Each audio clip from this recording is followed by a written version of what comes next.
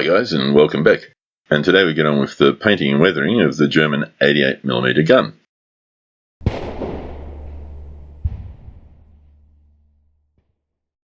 Now the first thing we'll have a look at is just the basic preparation for getting all the base colours down on the gun, which will then enable us to move on to the detailed painting.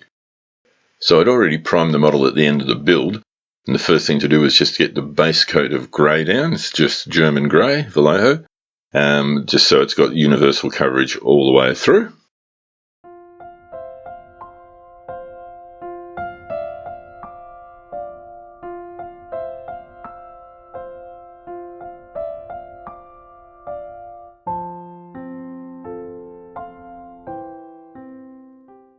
And then I turn my attention to the tyres. Now we know rubber tyres have always got that awkward little seam mark, and various opinions prevail about whether you should sand or use a sharp scalpel. I just use the emery board and I file towards the inside edge, so the edge that you won't see. So if there's any burring, it's pretty easily removed, just lightly scraped off. It seems to do the job, so it's quick and easy and not very frustrating. I want to be able to paint those because I don't like leaving them their natural colour. So I just drew a little side again on the inside edge so I can get a toothpick in there. Just makes it easier to handle.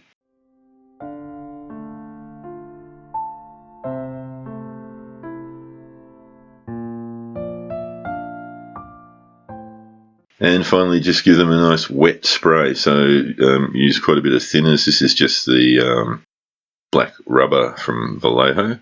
But quite a bit of thinners, and put it on pretty thick, and a couple of coats.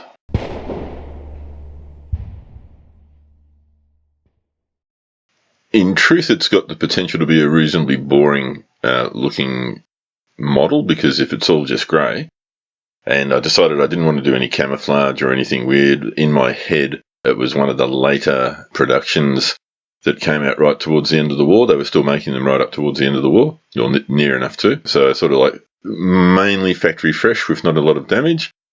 And look, I don't want it to look like a boring all grey kit, so aside from a little bit of colour modulation, which we'll see now, I've decided I'm going to unshackle the artistic license in terms of the detailed painting. So brace yourself if you're going to be horrified by a little bit of colour splashed around, but I think it needs it to liven up the overall diorama. So here I just want to give a hint of the red primer. So I'm using the Hataka red primer base for this particular part. Not putting too much on, and just in a few different places over the other various components. Next up is the Panzerhaus German Ticker Black, just to get into the areas where I think it should be looking a little bit darker or shadowed. Now just being careful not to obliterate all of the red primer, and also spray this pretty wet as well. I find that helps it to blend into the previous coats a little bit better.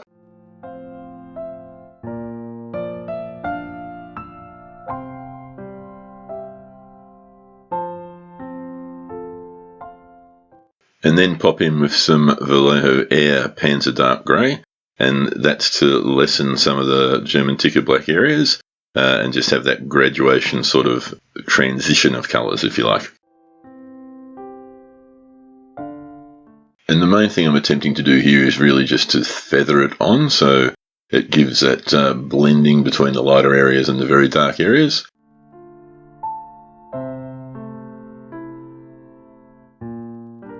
And then I just added a bit of the Vallejo light grey into the airbrush where the dark grey is already there. Just colour to lightness preference, and and then hit the highlights to have that sort of reflected light look. And again, pretty low pressure and feathered on as far as possible. Now you can go a little bit over the top here, I reckon. So when I put the washes over it at the very end, that should unify everything. Look, at the end of the day, it's all grey, 50 shades of grey without any of the titillation.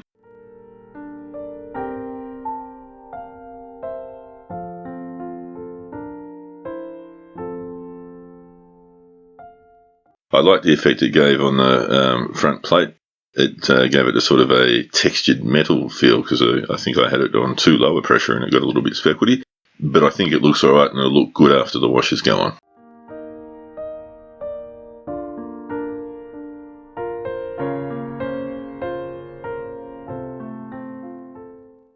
And then I just started doing some of the detail work on the tyres, and that was just to get a little bit of a metal finish on some of the nuts and bolts and around the hub cap area, I guess.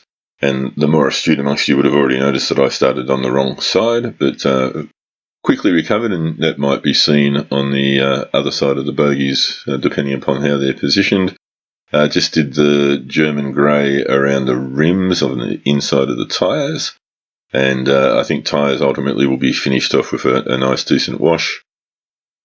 Carried that through onto the actual tyre rims themselves, used a little bit of a HB pencil in places, and then came back in and quietened that down in a couple of places as well. So it's really to preference, and I don't think there's a formula for it. You've just got to go with the flow and see how you feel. Not surprisingly, the tyres fitted on the tyre rims, so that was quite pleasant. And I just got those on now so I can check if there's any issue with the burring of the rubber on the inside, and I don't believe there is. So pretty happy with how all that came out, and very stress-free, quick and easy way of doing them. And once I had the tyres on the rims, I just did a double check and a little bit more blending in with the German grey, just to make sure everything looked consistent across them all.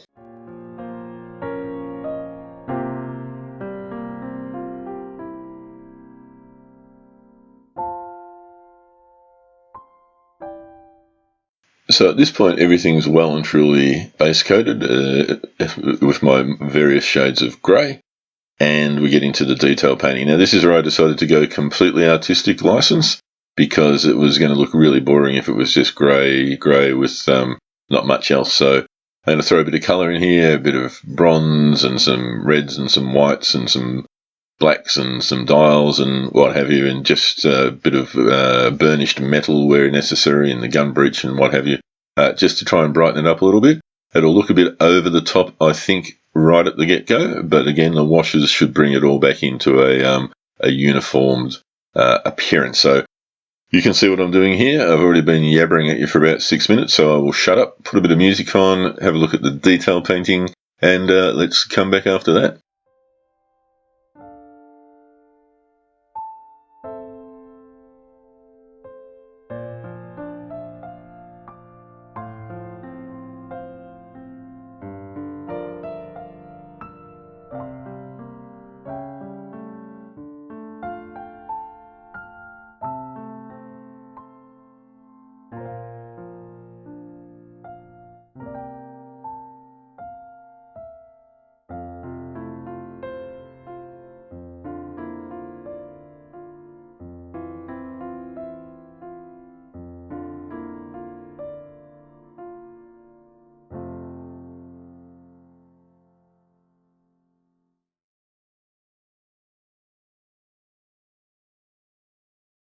So I thought I'd just brighten up the seats a little bit by giving them some really badly worn covering.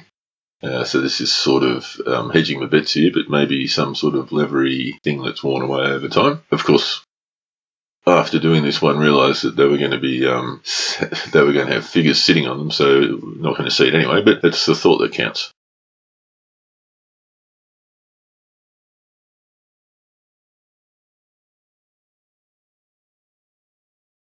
So I thought a little bit of light grey looked nice on the two wheels.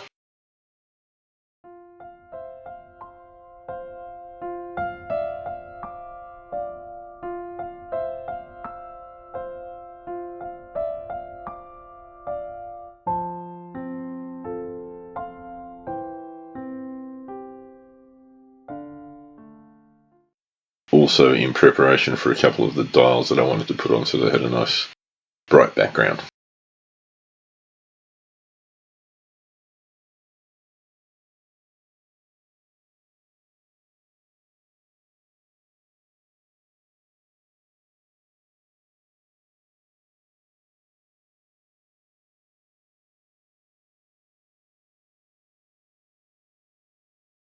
Splashed a little bit of natural wood around for the handles.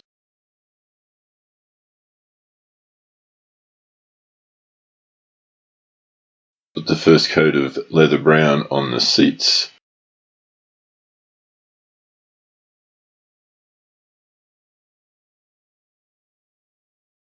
and then used some olive drab on some of the equipment that stood out. Also then a bit of black on what I think was a range gauge or an elevation gauge, which I've seen with lots of little numbers on it in actual pictures.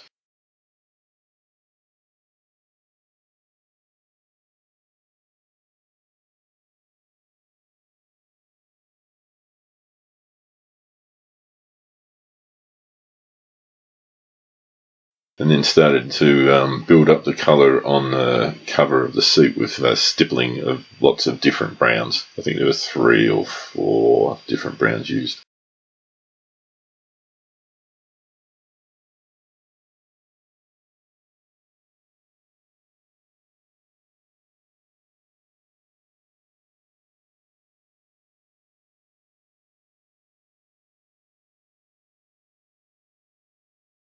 So a little bit of poetic license starting to again rear its head with some decals.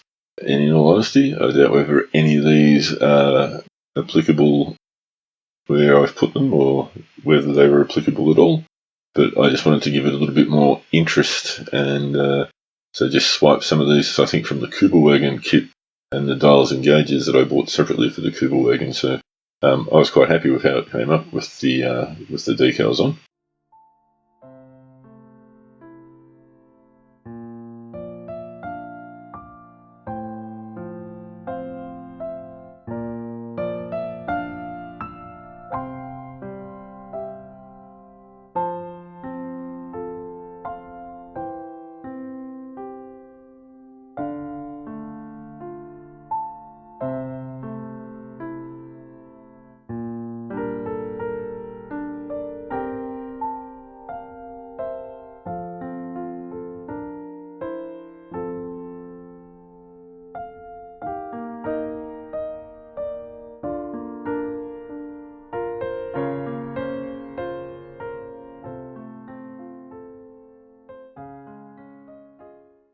And then just started doing some little bits of mild weathering here and there and very gentle light rust and things like that.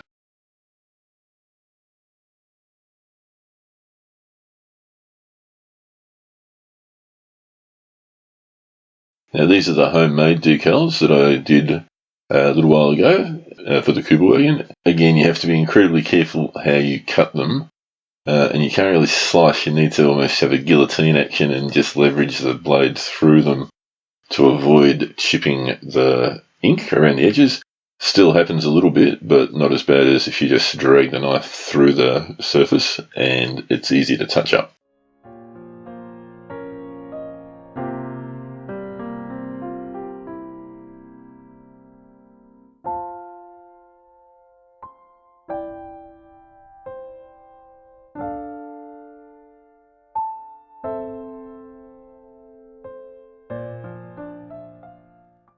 I thought I'd put a few kill markings on the front shield as well. They are meant to be the silhouette of a Sherman tank.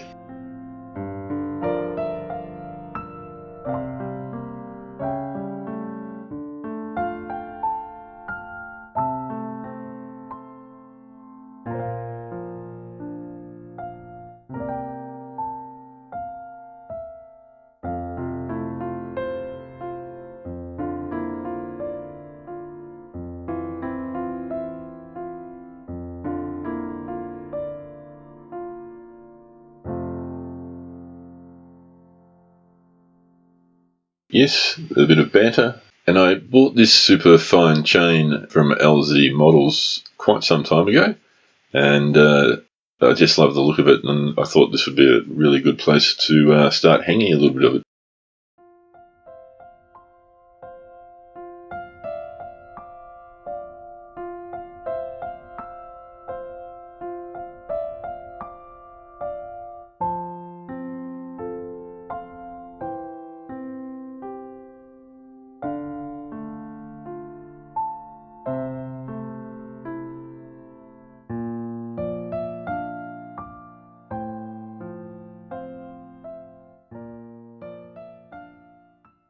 I'd put the Tamiya provided rubber hose on 3 of the 4 of them, but I thought just to, again, a little bit of interest, make a difference, I'd use a little bit of rope on the 4th one instead, just to give it a bit of a change up.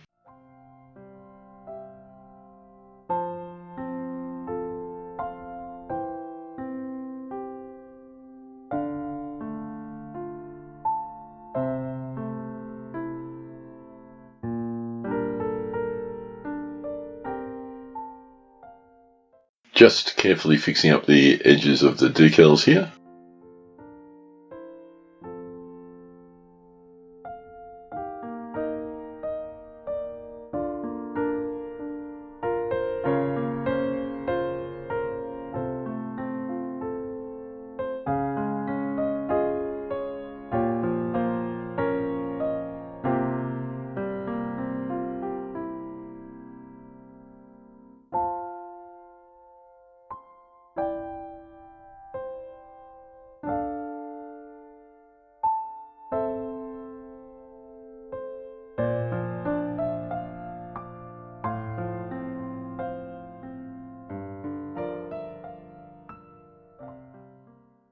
So getting very close to the end now, and just wanted to add a couple of little bits and bobs for, again, a little bit more interest.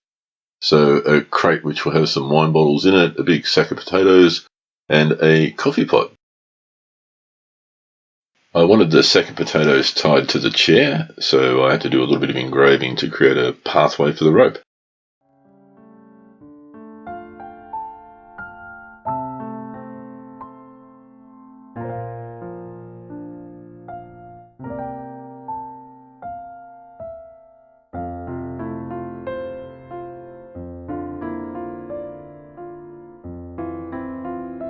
I glued the potatoes to the chair first, and then, as you'll see, trickily wound the rope around it to secure it to the chair.